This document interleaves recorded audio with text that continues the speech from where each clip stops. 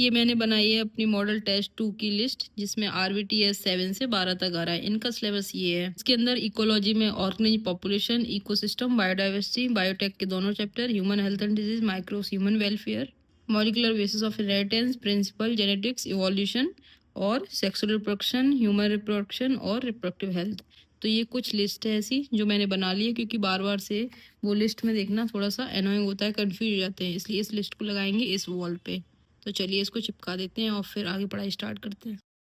DA Arora sir से हम पढ़ने जा रहे हैं इकोलॉजी, जिसमें 12th NCERT में सिर्फ 3 चैप्टर हैं, जो कि लास्ट यूनिट है। उसमें सबसे लास्ट वाला चैप्टर है biodiversity and conservation.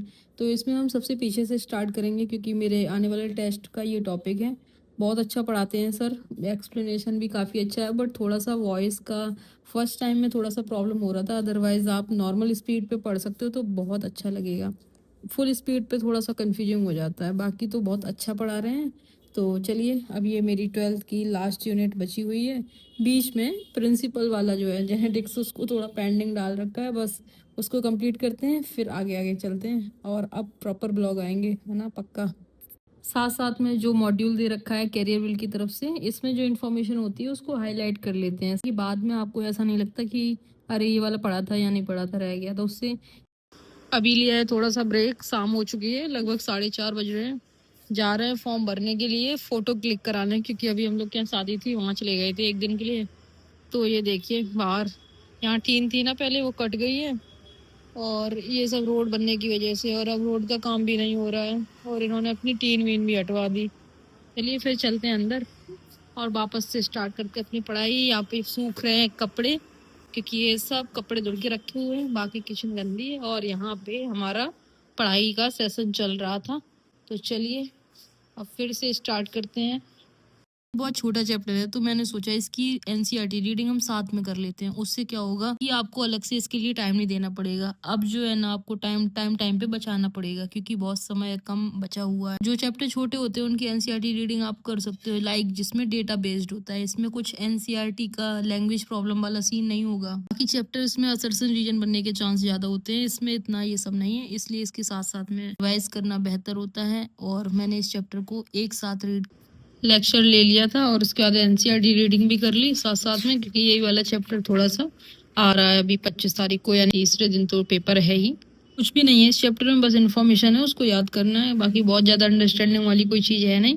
As it जो इन्फॉर्मेशन दे रखी है बस वो करनी है। जैसे यहाँ पे देखिए, जैसे क्या होता है ना कि इसके लिए आपको नोट्स बनाने पड़ेंगे। जब आप इस एनसीईआरटी को रीड करते हो ना, तो आपको कन्फ्यूजन हो सकता है। जैसे 11th की जो एनसीईआरटी है, वहाँ पे देखिए उन्होंने दे रखा है क्लियर कि जो स्पीसीज हैं वो है 1.7 to 1.8, इतना वहाँ डाटा दे रखा है। और यहाँ पे देखिए लिख रखा है कि स्लाइटली मोर देन 1.5 मिलियन, यानी कि बात तो वही हो गई ना, 1.5 मिलियन से ज़्यादा तो वहाँ दिख रखा है 1.7 to 1.8 मिलियन, तो बात वही हुई। लेकिन अगर देना पड़ेगा, अगर बायोडाइवर्सिटी के अकॉर्डिंग आएगा तो आपको मोर देन 1.5 मिलियन आंसर ही देना पड़ेगा। और 11th वाला आता है तो 1.7 to 1.8 मिलियन वाला देना पड़ेगा। बट याद ये भी रखना पड़ेगा कि IUCN 2004 के अकॉर्डिंग बायोडाइवर्सिटी में जो डेटा दे रखा है वो मोर देन 1.5 मिलियन है। तो कुछ है यहाँ पे कंफ्यूजिंग। जैसे उधर एनसीईआरटी में दे रखा है ना, यहाँ पे देखिए वहाँ पे शायद 2 लाख दे रखी है राइस की स्ट्रेन, और यहाँ पे 50,000। तो फिर आई थिंक मुझे लगता है कि चैप्टर वाइज ही याद रखना पड़ेगा कि अगर बायोडाइवर्सिटी की बात होगी तो ये 50,000 राइस की स्ट्रेन याद रखनी पड़ेगी, और 11th एनसीईआरटी तो फिर 2 लाख ऐसे कुछ दे रखा है। तो ये कुछ है टर्म। अब देखिए इससे रीडिंग करने में क्या होता है ना, कन्फ्यूजन होता है। अगर आप एक नोट्स में बना लेंगे ना प्रॉपर शॉर्ट फॉर्म में, तो उसको रिवाइज करना भी आसान होता है। अभी तो बहुत टाइम है, 2 महीने हैं, आप इन्फॉर्मेशन भूल सकते हो। तो चलिए, ये मेरा अभी इतना लेक्चर कंप्लीट हो गया, आप पढ़ते हैं कुछ और।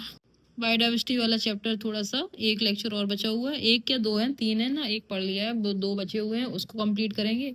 और इसके बाद में मेरी बैटरी डाउन हो चुकी है लैपटॉप की, तो इसके बाद में आके वेदांतु से हम पढ़ते हैं, ACP सर से फिजिक्स, तो उनसे पढ़ेंगे फिजिक्स, मॉडर्न फिजिक्स स्टार्ट करनी है मुझे, की थी, 2 लेक्चर पढ़ रखे हैं, उसके आगे कंटिन्यू करना है। और अभी जा रहे हैं हम लोग फ़ोटो क्लिक कराने के लिए, तो उसको रिकॉर्ड करेंगे, वो नेक्स्ट वीडियो में दिखाएँगे। तो आज का व्लॉग इतना ही रखते हैं, सिर्फ़ अभी जितना रिकॉर्ड किया बस उतना ही, और उसके बाद से मिलते हैं नेक्स्ट व्लॉग में। आप बने रहें मेरे साथ, क्योंकि अब जो है ना प्रॉपर प्रॉपर व्लॉग आएँगे, पक्का प्रॉमिस वाला।